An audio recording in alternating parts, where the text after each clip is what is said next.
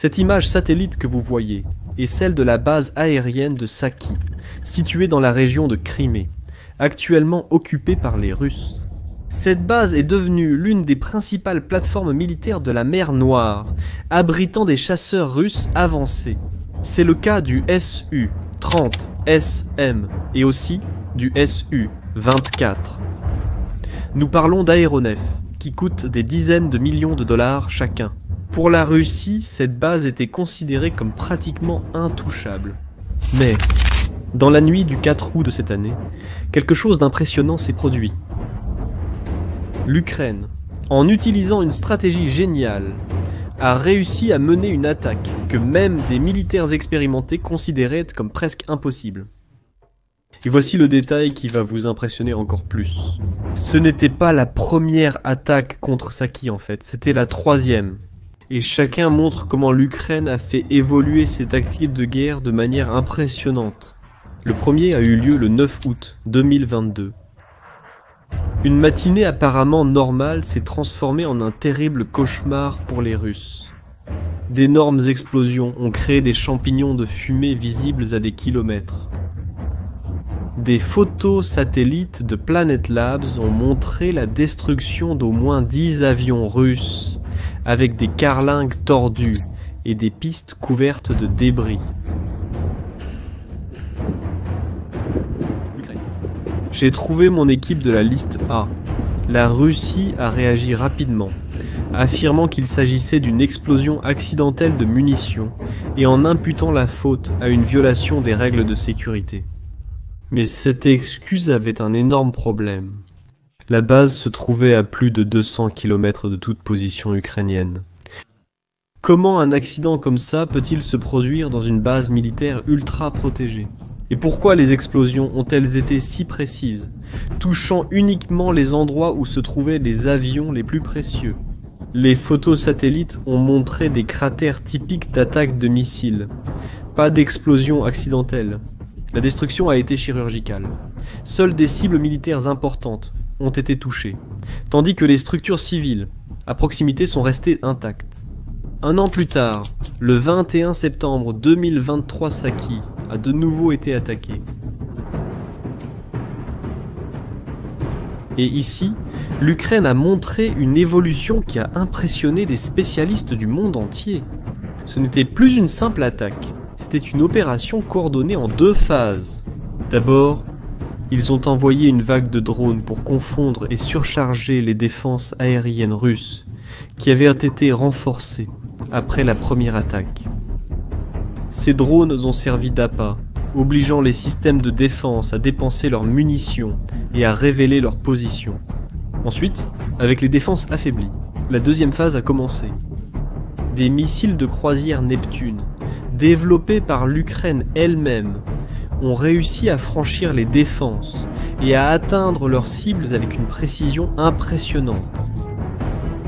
Maintenant, en 2025, nous assistons à l'attaque la plus sophistiquée de toutes. Selon le service de sécurité de l'Ukraine, des drones de l'unité d'élite du centre des opérations spéciales A ont frappé 5 chasseurs russes et un dépôt d'armes. Le résultat a été dévastateur. Un Su-30 SM de 50 millions de dollars complètement détruit. Un autre Su-30 SM endommagé et 3 bombardiers Sukhoi 24 ainsi que 4 autres, également touchés. Maintenant, après avoir appris cela, je sais que vous pouvez vous demander: Damas, pourquoi cette base est-elle si importante? Pourquoi l'Ukraine continue-t-elle d'y retourner en risquant du matériel précieux? Eh bien, comme vous l'avez probablement déjà compris, ce n'est pas simplement un autre aéroport militaire, c'est littéralement les yeux et l'épée de la flotte russe en mer Noire. Il est situé à un endroit stratégique qui permet à la Russie de contrôler une immense zone de la mer Noire et du sud de l'Ukraine. Depuis qu'ils ont pris la Crimée, en 2014, cette base est devenue le centre des opérations militaires russes dans la région. Les avions stationnés à Saki effectuent des missions cruciales. Ils attaquent le territoire ukrainien, avec des missiles, patrouillent la mer pour surveiller les navires, effectuent une surveillance radar pour suivre les mouvements ukrainiens et escortent de gros bombardiers lors de missions d'attaque. Donc si vous perturbez ces activités, vous affectez toute la capacité militaire russe en mer Noire. Et voici le génie de la stratégie ukrainienne. Ils n'attaquent pas seulement une base isolée, ils mènent une campagne parfaitement coordonnée pour retirer complètement à la Russie le contrôle de la mer Noire. Alors que leurs drones navals ont déjà coulé ou endommagé des dizaines de navires russes, y compris le Moskva, qui était le navire amiral de la flotte, maintenant ils attaquent les avions de la marine. C'est une stratégie menée avec une précision chirurgicale pour retirer totalement à la Russie le contrôle de la mer. D'abord, ils ont coulé les navires, et maintenant ils aveuglent les avions qui surveillent tout. L'objectif final est clair, isoler complètement la Crimée de la mer, la transformant d'une base de pouvoir en une île encerclée. Et tu veux savoir comment l'Ukraine parvient à mener ses attaques contre l'une des défenses aériennes les plus denses du monde? La réponse réside dans une révolution technologique silencieuse qui est en train de changer les règles de la guerre. Les ingénieurs ukrainiens n'ont pas seulement développé des drones capables de voler loin, ils ont créé des systèmes qui parviennent à survivre dans l'environnement de guerre électronique le plus hostile de la planète, de SOENTO. Le drone Liouti par exemple peut parcourir jusqu'à 2000 km en transportant 75 kg d'explosifs. Mais ce qui impressionne vraiment, ce n'est pas seulement la distance, ce sont les systèmes révolutionnaires qui le rendent pratiquement impossible à arrêter. Imaginez des drones contrôlés par des câbles en fibre optique ultra fins, qui se déroulent pendant le vol. Cela maintient une connexion physique avec l'opérateur, qui ne peut pas être bloqué par les systèmes électroniques russes les plus avancés. Pendant que les Russes essaient de brouiller des signaux radio qui n'existent même pas, ces drones volent silencieusement, comme des fantômes numériques. Il existe aussi d'autres modèles, comme le UJ-22 Airborne et le Bobber, qui peuvent parcourir de 800 à 1000 km, transportant 20 kg d'explosifs.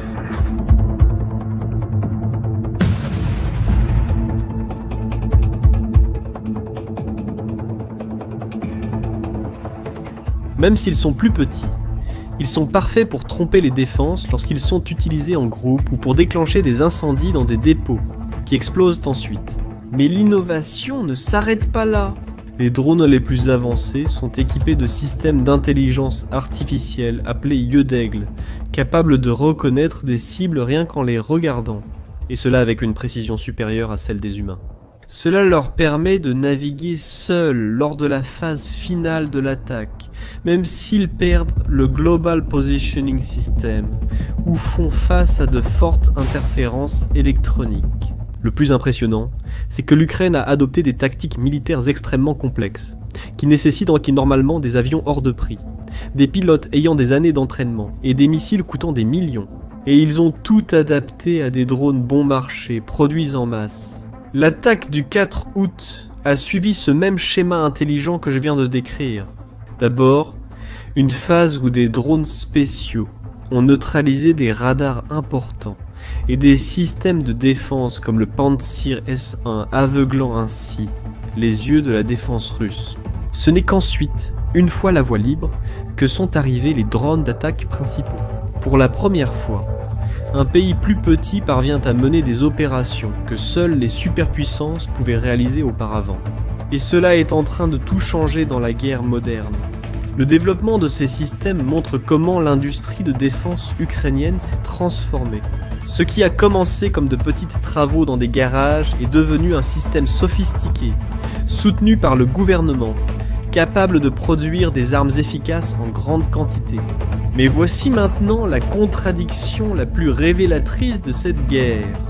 Publiquement, après chaque attaque dévastatrice, le ministère russe de la Défense maintient un discours de déni total. Il parle de réussite massive d'interception. Ils affirment avoir détruit des dizaines de drones au-dessus de la Crimée et de la mer Noire et projettent une image de contrôle absolu. Selon les déclarations officielles, aucun avion n'a été perdu, aucune structure importante n'a été endommagée, et les défenses ont parfaitement fonctionné. Mais les actions concrètes des forces russes racontent une histoire complètement différente. Et cette différence est devenue l'un des meilleurs indicateurs de la véritable situation militaire. Des photos satellites commerciales montrent un programme de construction désespéré et coûteux. Au cours des dernières semaines, les forces russes travaillent 24 heures sur 24 à construire des dizaines de nouveaux abris renforcés pour avions sur des bases à travers toute la Crimée. D'énormes structures en béton d'armée, des abris recouverts de terre, des bunkers souterrains, des constructions qui coûtent chacune des millions et prennent des mois à être achevées. Cette contradiction flagrante entre tout nier et construire toujours plus de structures défensives est un excellent moyen d'arriver à la vérité. Après tout, si les attaques ne causaient vraiment aucun dommage significatif, si les défenses fonctionnaient parfaitement, pourquoi dépenser des fortunes dans des protections d'urgence? Cette construction désespérée est un aveu clair de vulnérabilité. C'est la reconnaissance physique que les défenses existantes ont échoué et que la menace des drones ukrainiens est suffisamment sérieuse pour justifier un investissement massif dans des protections. Les analystes peuvent voir, à travers le brouillard de la guerre, en observant cette différence. Plus la Russie construit pour se défendre, plus il devient clair que les attaques ukrainiennes ont un impact réel. Peu importe ce que disent les déclarations officielles. Maintenant, considérez ceci. Pour Vladimir Poutine, la Crimée n'est pas seulement un territoire militaire important. C'est bien plus que cela. C'est le centre symbolique et politique de tout son gouvernement. La représentation physique de son projet de pouvoir. Lorsqu'il a annexé la péninsule, en 2014, cela y a été présenté au peuple russe comme une opération brillante et sans effusion de sang. Un triomphe historique qui a restauré le statut de la Russie en tant que grande puissance. Cet acte a fait exploser la popularité de Poutine à des niveaux jamais vus. La Crimée est devenue le symbole physique le plus important de l'autorité de Poutine. Et c'est précisément cette importance politique énorme que l'Ukraine exploite de façon géniale. Chaque drone qui traverse les défenses russes, supposément impénétrables, et atteint une cible importante, fait bien plus que causer des dégâts matériels. Il détruit le mythe de l'invincibilité russe et de la compétence du Kremlin, qui est la base de l'autorité politique de Poutine. Tu te souviens de ces images dévastatrices de août 2022, des touristes russes courant paniqués sur les plages de Crimée, abandonnant leurs vacances d'été, tandis que d'énormes colonnes de fumée noire s'élevaient de Saki à l'horizon. Des enfants pleuraient, des familles désespérées essayaient de trouver un moyen de transport pour partir. Celles-là. Ces images ont été diffusées dans toute la Russie et ont représenté un coup visuel et psychologique dévastateur pour l'histoire soigneusement construite par le Kremlin. La guerre, que Vladimir Poutine avait tenté de garder lointaine et abstraite pour la majorité des citoyens, est brutalement arrivée à la porte de chez eux, à l'endroit qui symbolise son plus grand triomphe. Cela pose un problème majeur pour Vladimir Poutine. Il ne peut pas se permettre politiquement de paraître faible ou incapable de défendre ce qu'il a lui-même déclaré, le territoire russe, en particulier la Crimée. Mais les attaques ukrainiennes prouvent qu'ils ne parviennent pas à la protéger efficacement. Mais alors, où cela va-t-il mener? Eh bien, tout indique que l'attaque d'août n'a pas été une fin, mais un début. C'est la preuve que cette stratégie fonctionne et qu'elle rend la position russe en Crimée de plus en plus intenable. L'Ukraine transforme méthodiquement la plus grande conquête politique de Poutine en sa vulnérabilité la plus dangereuse. Et toi, qu'en penses-tu? Penses-tu que ces opérations ukrainiennes en Crimée ont un impact sur la Russie? Laisse ton avis dans les commentaires. Si ce contenu t'a été utile, n'oublie pas de t'abonner à la chaîne et de partager cette vidéo.